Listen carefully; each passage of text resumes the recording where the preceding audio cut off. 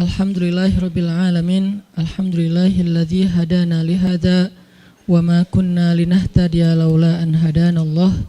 Asyhadu an la ilaha illallah wahdahu la syarikalah wa asyhadu anna Muhammadan abduhu wa rasuluhu la nabiyya ba'dah. Allahumma salli wa sallim wa barik ala sayyidina wa habibina wa azimina Muhammad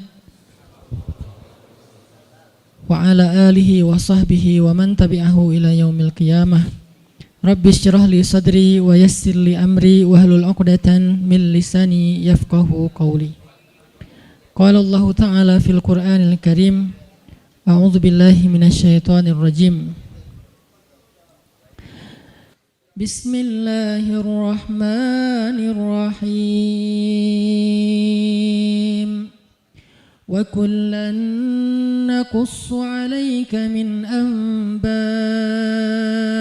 rusuli ma nuthabbitu bihi fu'adak wa ja'aka fi hadhil haqqu wa maw'izatun wa dzikra lil mu'minin.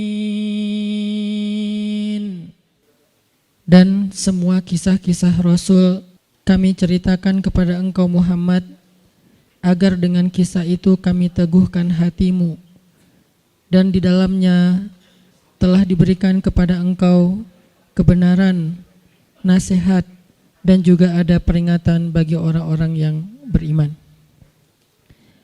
Bismillahirrahmanirrahim. Nahnu naqussu 'alaika ahsanal qasasi bima awhayna ilaika hadzal Qur'an wa in kunta min qablihi laminal ghafilin. Kami menceritakan kepada engkau Muhammad kisah yang paling baik dengan mewahyukan Al-Qur'an ini kepadamu, dan sesungguhnya sebelum itu engkau termasuk orang-orang yang tidak mengetahui. Shadaqallahul azim. Teman-teman sekalian, alhamdulillah kita bisa kembali bertemu dan bermajelis dalam halaqah ilmu setiap Rabu malam ini. Dan di akhir tahun ini kita memulai satu halaqah baru dalam kajian sharing Rabu malam, yaitu halaqah Darsus Sirah atau mempelajari sirah nabawiyah. Kita coba untuk mendalami kisah-kisah atau cerita dan sejarah dari kehidupan orang yang paling mulia, yang paling agung, yang rasa-rasanya gak ada yang lebih pantas untuk kita pelajari kehidupannya dan kita kenal sosoknya daripada Muhammad Rasulullah SAW. Sampai targetnya apa? Sampai kita bisa mengenal Nabi lebih daripada kita mengenal keluarga kita. Itu baru kita disebut dengan orang yang mencintai Nabi. Jadi kalau kita bilang mencintai Nabi tapi kita nggak terlalu kenal Nabi, cuman tahu namanya dan tahu sepenggal dua penggal kisah yang nggak terlalu jelas tentang beliau, kayaknya ucapan kita itu belum terbukti. Karena orang yang mengenal seseorang baru disebut mengenal kalau dia tahu betul tentang cerita orang itu. Misalnya kita mengatakan saya kenal fulan, saya sahabatnya fulan, apalagi sampai mengatakan saya mencintai fulan. Kita nggak mungkin mengatakan itu kalau kita nggak kenal orangnya. Kalau sampai kita mengklaim mengenal Nabi tapi kita nggak tahu apa-apa tentang Nabi kecuali secuil kisah, berarti jangan-jangan kita belum jujur. Nah, harusnya seperti apa kita mengenal Nabi? Kalau seandainya kita mau melihatnya dari angle yang benar, harusnya kita mengenal Nabi lebih daripada kita mengenal keluarga kita. Karena ketika Umar bin Khattab datang kepada Nabi dan mengatakan, "Ya Rasulullah, aku mencintaimu lebih daripada apapun selain diriku," maka Nabi mengatakan, "Belum cukup wahai Umar." Lalu Umar meralatnya mengatakan, "Aku mencintaimu lebih daripada diriku sendiri." Maka kata Nabi, "Al-an ya Umar, sekarang baru cukup wahai Umar." Salah satu pelajaran dalam adegan itu adalah harusnya kita mengenal Nabi bahkan lebih daripada diri kita sendiri. Kita mengenal Nabi lebih daripada keluarga kita. Seperti apa kita mengenal ibu kita, ayah kita, pasangan kita buat yang udah punya pasangan, atau anak-anak kita. Maka kita belajar mengenal Rasulullah SAW lebih daripada mereka semua. Seorang ibu tahu betul karakter anaknya. Seorang ayah tahu betul tentang kebutuhan anak-anaknya. Seorang suami atau istri tahu betul tentang sifat pasangannya. Anak tahu betul apa yang baik untuk orang tuanya, apa yang menyenangkan hati orang tuanya, dan seterusnya.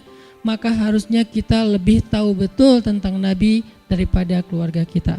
Ini salah satu goalsnya, sampai kita bisa mengenal Nabi lebih daripada keluarga kita sendiri.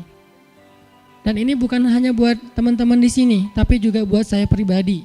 Sambil saya menyampaikan, karena ini bukan dari saya hanya menerjemahkan bacaan dan wawasan yang saya dapatkan, baik ketika dulu masih belajar di Al-Azhar maupun sampai sekarang karena jadi murid itu seumur hidup terus belajar ke dalam bahasa yang mungkin mudah-mudahan bisa lebih mudah kita pahami tentang sirah Nabi. Sehingga kita sama-sama nanti satu saat makin lama makin kenal dengan Nabi, makin tahu tentang Nabi, sampai bukan hanya yang zahirnya.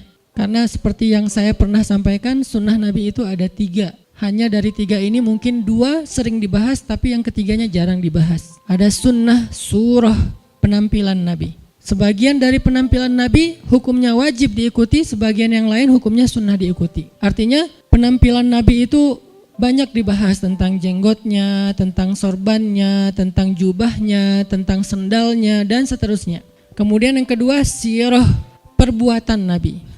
Kehidupan Nabi secara zahir, cara tidur Nabi, cara berdiri Nabi, cara jalan Nabi, sikap Nabi, marah Nabi, dan seterusnya. Sirah aktivitas Nabi, termasuk jihadnya Nabi, dakwahnya Nabi, kehidupan pribadi beliau, kehidupan keluarganya, kehidupan masjidnya, kehidupan tetangganya, kehidupan masyarakatnya, dan seterusnya. Sirah itu banyak dibahas, dan sekarang pun kita sedang membahas itu. Tapi ada satu hal yang jarang dibahas, sarirahnya Nabi. Jadi ada surah, ada sirah, ada sarirah, perasaan Nabi. Apa yang membuat Nabi bahagia, apa yang membuat Nabi sedih, apa yang membuat Nabi berkenan, apa yang membuat Nabi gak suka, apa yang membuat Nabi sakit hati, apa yang membuat Nabi berkesan di dalam hatinya, gimana Nabi memaafkan kesalahan orang lain, apa yang membuat Nabi malu, apa yang membuat Nabi marah. Semua itu masuk dalam kategori sarirah.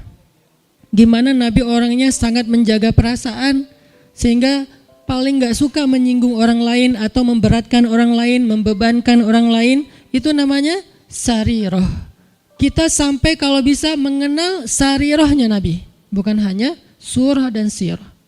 Tapi sampai sarirah, karena kalau kita nggak belajar sarirah Nabi, kita hanya belajar kulitnya, yaitu yang tampak saja. Jangan-jangan semakin kita mengetahui sunnah Nabi, semakin kita jadi bikin orang nggak nyaman. Semakin galak, semakin eksklusif, bahkan jangan-jangan nggak sengaja kita semakin merasa paling benar. Padahal Nabi SAW sendiri dengan sarirah beliau adalah orang yang paling menyenangkan. Gimana Nabi jadi orang yang paling menyenangkan? Itu sarirah, bukan sirah, bukan surah. Nabi menyenangkan bukan hanya karena beliau ganteng, itu udah pastilah. Tapi banyak orang ganteng tapi nyebelin ya. Ada orang, yanya kencang di belakang. Ada cewek makin cantik, makin bikin kita kayak gak nyaman gitu. Kenapa gak nyaman? Karena mungkin kecantikan dia itu jadi fitnah, kecantikan itu bikin dia jadi jutek atau apa. Ada orang secara fisiknya hampir bisa dibilang sempurna, dia fisiknya keren, tapi karena sarirahnya, mentalnya, perasaannya itu enggak humble sama orang lain, akhirnya kita juga enggak nyaman bareng dia. Makanya ada orang memilih pasangan walaupun yang tampak duluan itu fisik, tetapi kadang-kadang ada orang yang kayaknya pasangannya biasa banget, tapi dia kayak happy banget sama orang itu. Kenapa? Karena cocok secara karakter.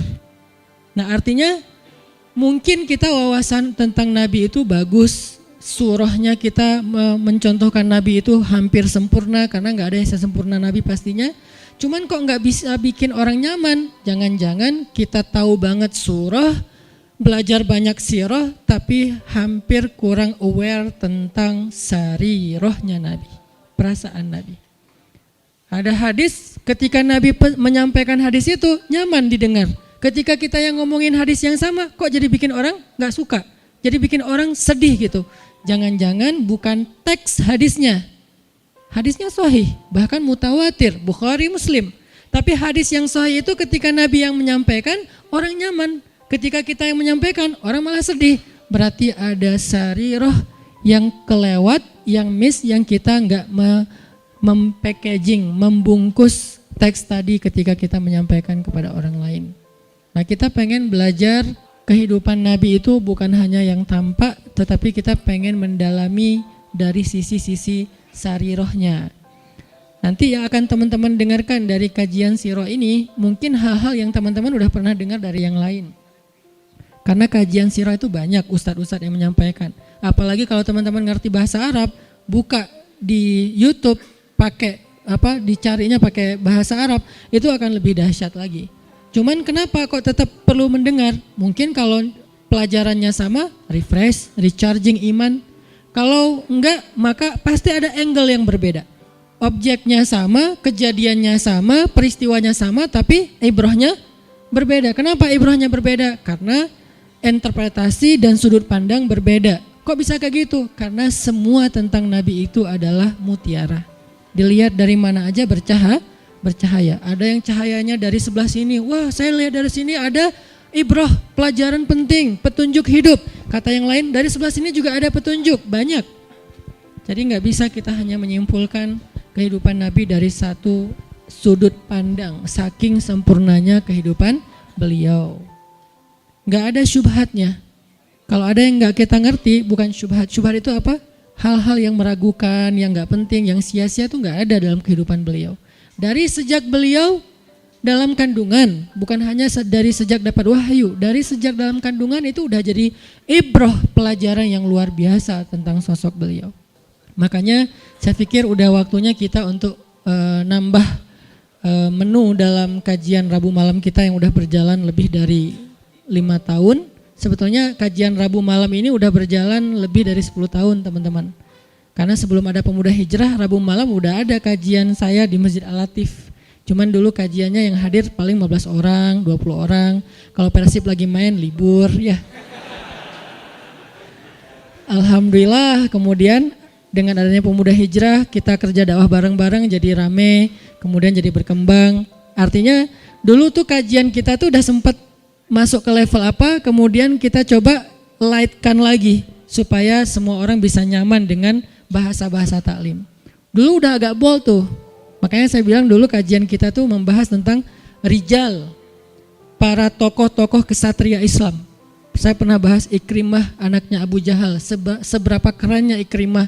Saya bahas juga tentang kisahnya Imam Hasan Al-Basri, Ibnul Musayyib, Umar bin Abdul Aziz. Sampai yang terakhir sebelum datangnya Pemuda Hijrah, kita membahas Nuruddin Zinki. Dulu tuh udah sampai ke pembahasan rijal, tokoh-tokoh Islam. Tapi karena kebutuhan dakwah dengan segmen yang lebih luas, kita pakai menu yang lebih light lagi. Sekarang cengeknya dikurangin, ya. Jadi light, jadi semua orang bisa makan, anak kecil juga bisa makan nasi gorengnya. Tapi itu udah berjalan 5 tahun. Sekarang saatnya pakai tambahan cengek, lebih lada dikit. Supaya apa? Supaya lebih nikmat, supaya lebih kerasa. Nah ini kita tambahin dengan sirah. Saya pikir semua teman-teman yang hadir di sini adalah orang-orang yang udah lama ngaji, udah rajin ngaji, udah ngejar taklim. Yuk belajar sirah sama-sama sampai kita mengenal sosok Nabi seperti kita mengenal keluarga kita.